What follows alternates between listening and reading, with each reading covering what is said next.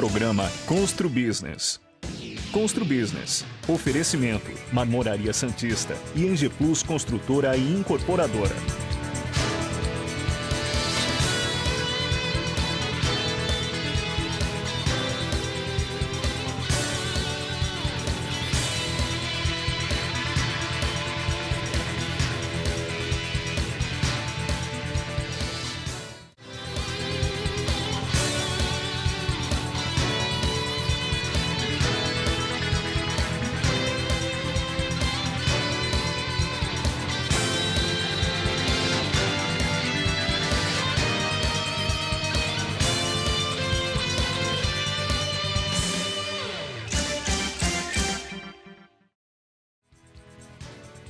Olá, este é o Constru Business e eu sou Roberto Luiz Barroso Filho.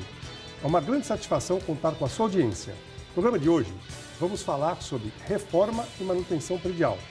Temos convidados Marcos Tort, engenheiro diretor da A2S, Engenharia e Perícias, e Leonardo Zuanazzi, diretor da Benazzi Engenharia. Quero desde já agradecer a presença dos dois convidados. Tort, a Lei Complementar 441 diz que imóveis com mais de uma unidade habitacional e condomínios devem passar por vistorias periódicas. Você poderia comentar essa lei que no começo assombrou aí vários síndicos de prédios da nossa cidade? Sim, na realidade são todos os sobrados ou prédios não unifamiliares, vamos dizer assim, até 3 pavimentos, tá? Porque você pode ter um sobrado e ser, na realidade, unifamiliar, né? E tem uma divisão muito básica para tudo isso, que a lei acho que ficou bem clara nesse aspecto. O tamanho da edificação, ou seja, os sobrados ou até 3 pavimentos, de 3 até 9 pavimentos e acima de 9 pavimentos. E isso dividiu, num primeiro momento, você tem os 30 primeiros anos como um período que você vai fazer aquelas inspeções, nos até 3 pavimentos a cada 10 anos, os outros até 5 anos, a cada 5 anos. Né?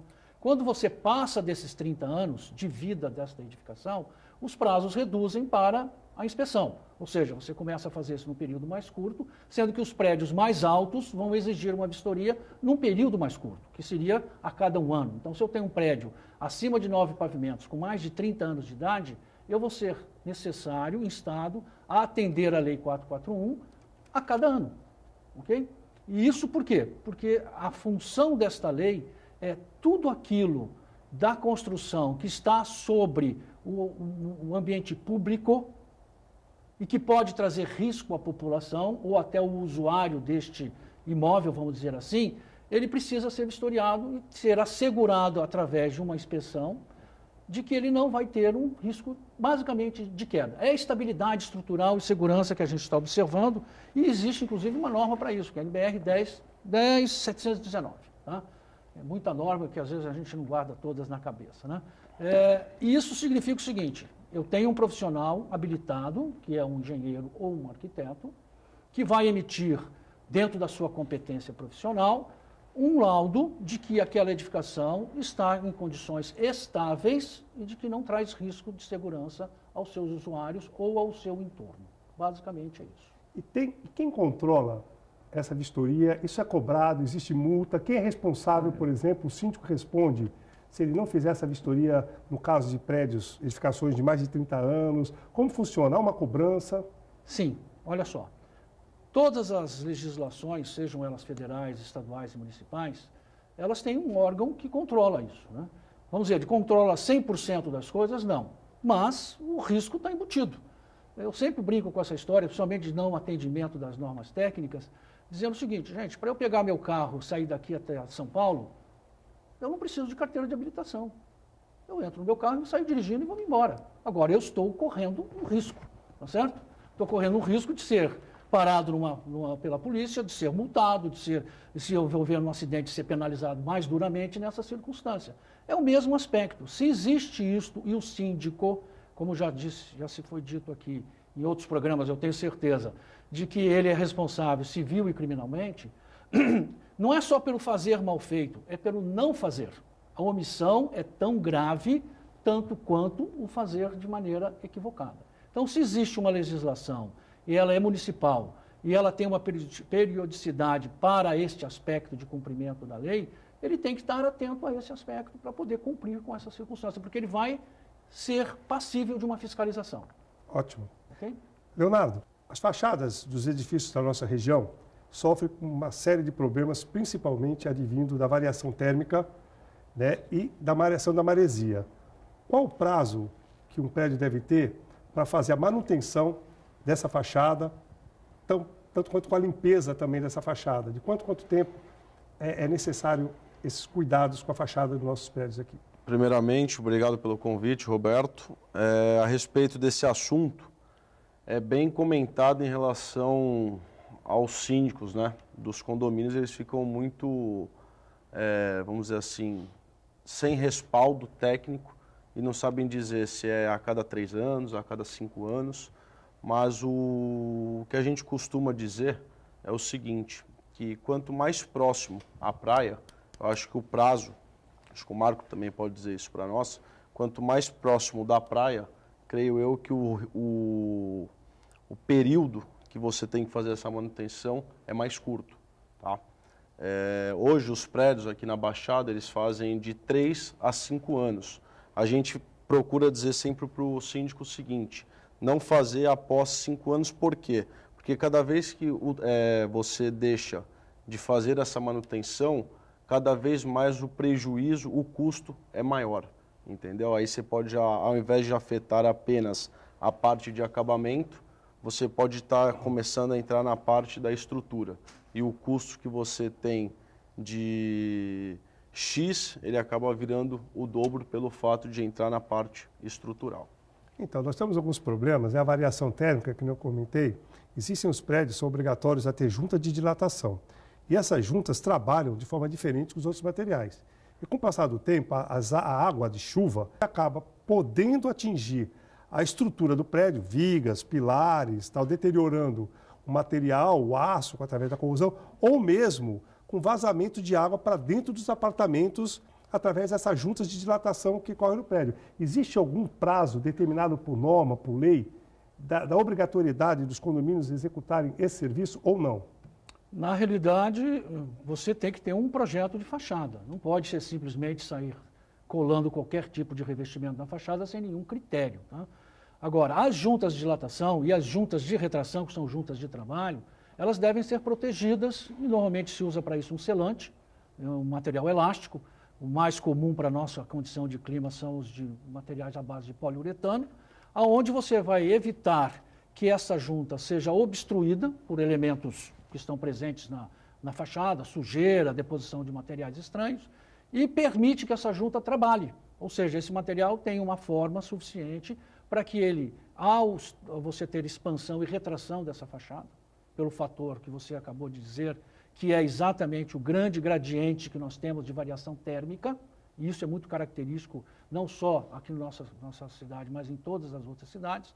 Então, em tendo esse tratamento, você vai ter uma expectativa de vida útil daquele produto selante que você colocou na sua fachada. Mas a pergunta, existe alguma lei que determina, olha, a fachada do prédio deve passar por uma manutenção, por exemplo, a cada 5 anos, ou é pelo sentimento ou pelo prejuízo que pode ser causado? Na realidade, nós temos uma outra circunstância, que é um conjunto de normas técnicas que devem ser seguidas. Então, se nós temos um prédio que está em operação, a sua manutenção, nós temos uma norma que é a NBR 5674, que é a de gestão da manutenção de uma edificação, onde você tem toda a orientação, através de tabelas, da periodicidade de inspeção de cada um dos sistemas e subsistemas construtivos. Okay? Então, nós temos esse apoio dessa norma, que é para auxiliar o síndico no seu processo de gestão de manutenção da edificação. Tá ótimo, muito obrigado. Vamos para o nosso intervalo, logo estaremos de volta.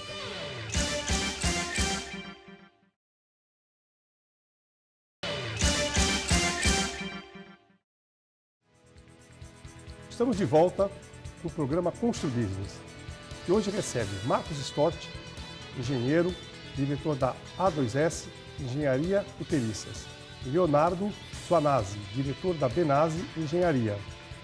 Vocês podem nos assistir através do Facebook, Instagram e YouTube, bastando apenas digitar @ConstruBusinessTV. Marcos, que tipos de problemas são mais comuns nas edificações da nossa região? E, já vou emendar outra pergunta, se existe alguma obrigação que os síndicos têm que cumprir no que diz respeito à conservação dessas edificações?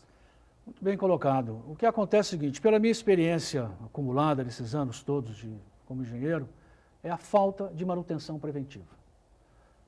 Não é incomum eu estar fazendo uma inspeção predial ou algum tipo de vistoria numa edificação e ver que houve um grande investimento numa academia de ginástica fantástica, uma intervenção no pavimento térreo com um jardim maravilhoso, e basta você, num piscar de olhos, olhar e todos os itens de segurança que estão ali no entorno não estão sendo atendidos. Então, um simples corrimão, ausência de acessibilidade, as condições de proteção à estrutura propriamente dita, né? E óbvio que isso cria um problema muito sério, porque a partir do momento que nós estamos em desacordo com a legislação, eu estou deixando de me aproveitar de um benefício que normalmente as normas técnicas servem como um suporte a todos nós. Não só ao síndico, como também ao administrador daquele imóvel. Tá? É muito importante nós observarmos que estas ferramentas, elas existem para nos auxiliar e proteger aquilo que nós temos de bem principal, que é a nossa edificação e a nossa segurança. Muito bom. Leonardo, existe algum tipo de revestimento externo que deve receber alguma atenção especial por apresentar problemas com mais frequência? Na realidade, o grande problema hoje das edificações é quando a gente parte para o princípio de cerâmicas, pastilhas. Por quê? Porque na hora da aplicação do mesmo, quando o pedreiro, o oficial no caso, vai fazer a esticada do cimento cola, muitas vezes eles deixam a superfície porosa, não fazem uma aplicação antes de água para tirar toda aquela porosidade, ou se não aplicam demais a parte da argamassa externa, no caso, e acaba ressecando a mesma, não dando a colagem suficiente para poder ter a aderência na hora do acabamento. E, consequentemente, ao passar de uns 2, 3, 4 meses, as mesmas podem vir a cair. Então, os síndicos que têm nos seus prédios acabamentos, cerâmicas ou pastilhas, eles devem ter um cuidado a mais do que esses prédios que tenham, no caso, textura, massa acrílica, reboco fino, como acabamento. E o que a gente recomenda? A precaução. Tem 2 tipos. Uma é a lavagem das fachadas, que você consegue, na hora da lavagem, pelo fato da pressão da VAP, ela tem aí em média de 1.500 a 1.800 libras, você consegue automaticamente, na execução, expelir todos os pontos que estiverem fofos ou degradados. Esse é um ponto que hoje a maioria dos prédios estão utilizando. Existe também a troca do revestimento, só que o valor desse tipo de serviço vamos dizer assim, de 5 a 10 vezes mais caro do que a lavagem de fachada. Nos últimos anos, nós vemos alguns prédios ruindo, alguns prédios com problemas de marquise. Há uns anos atrás, nós notamos que um prédio no Rio de Janeiro caiu em função de reformas, eles estavam cortando pilares, vigas, isso aí é normal acontecer nessas reformas de prédios.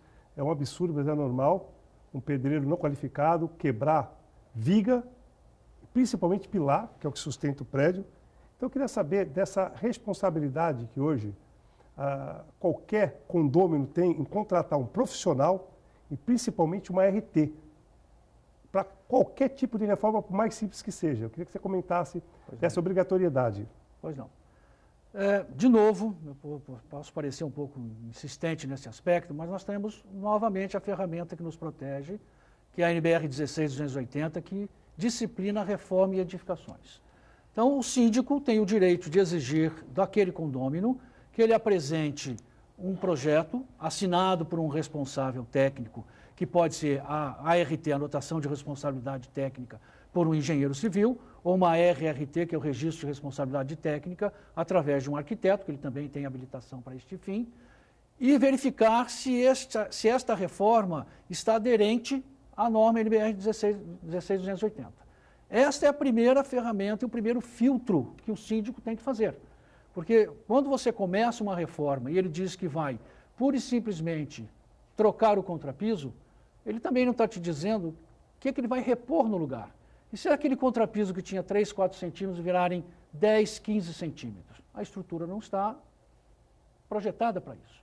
Ao mesmo tempo que se ele sair cortando vigas, pilares indiscriminadamente, que foi a razão da queda do edifício da Candelária, alguns anos atrás, aonde numa reforma foi feito esse procedimento, e o outro condômino achou que, pura e simplesmente, poderia reproduzir uma reforma no ambiente dele, sem nenhuma preocupação. E o prédio veio a colapso em função desta ausência de um controle efetivo por um profissional habilitado. Ótimo, vamos para o intervalo, logo estaremos de volta.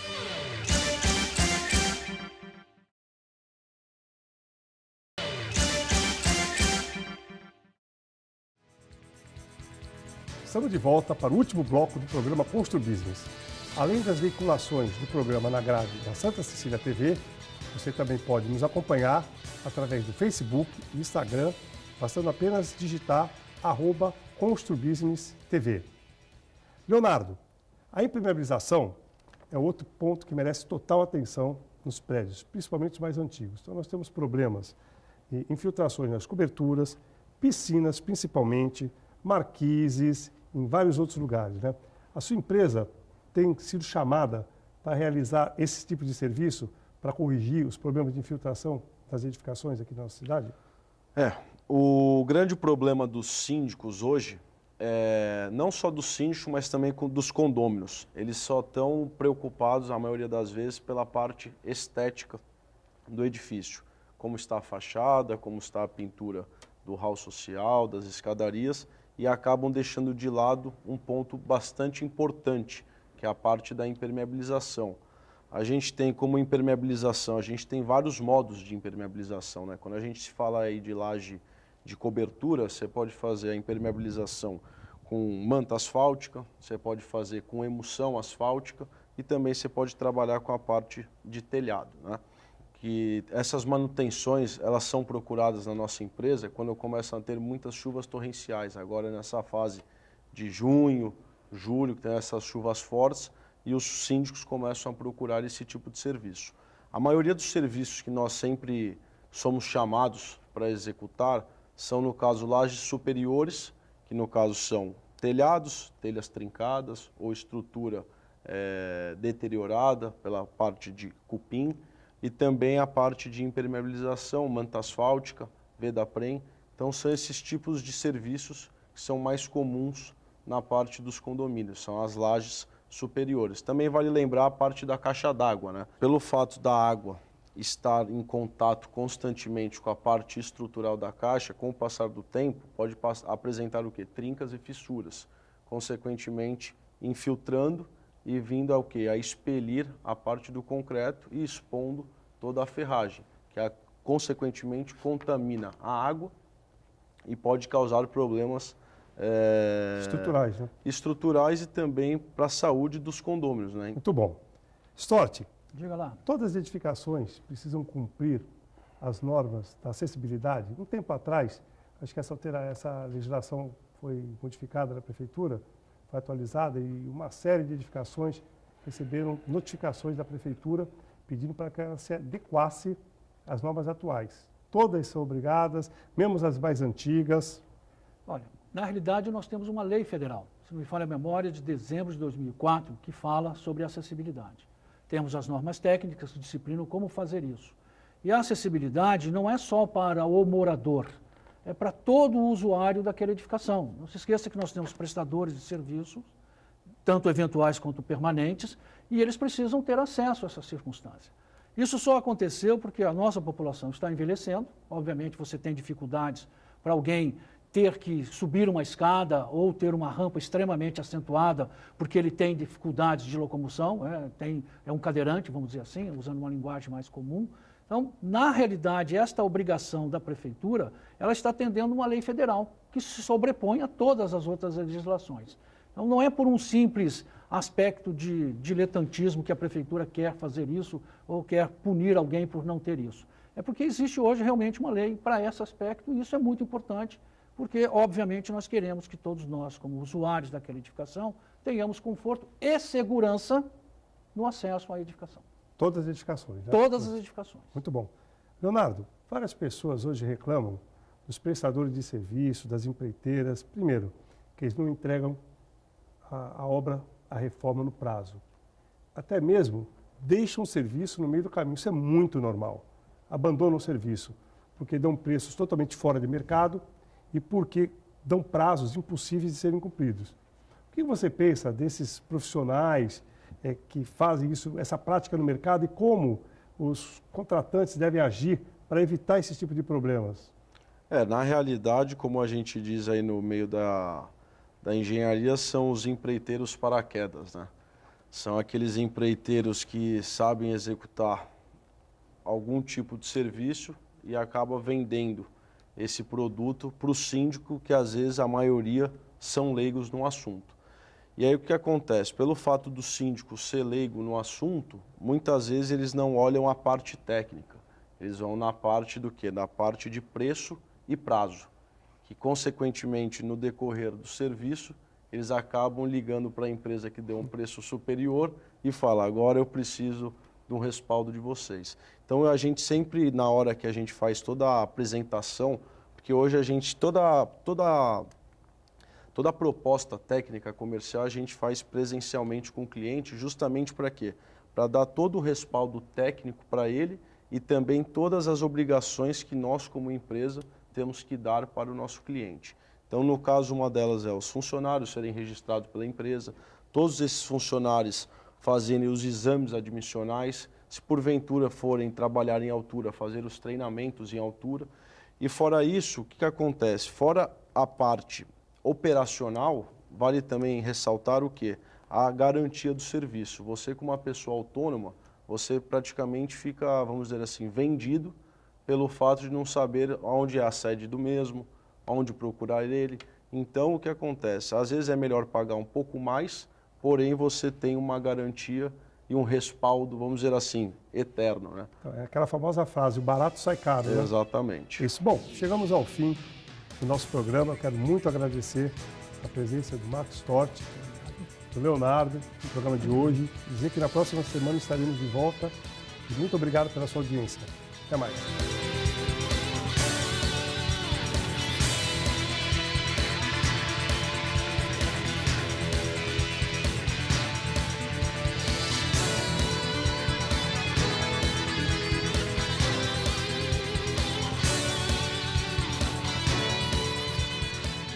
Programa Constru Business. Constru Business. Oferecimento: Marmoraria Santista e Engeplus Construtora e Incorporadora.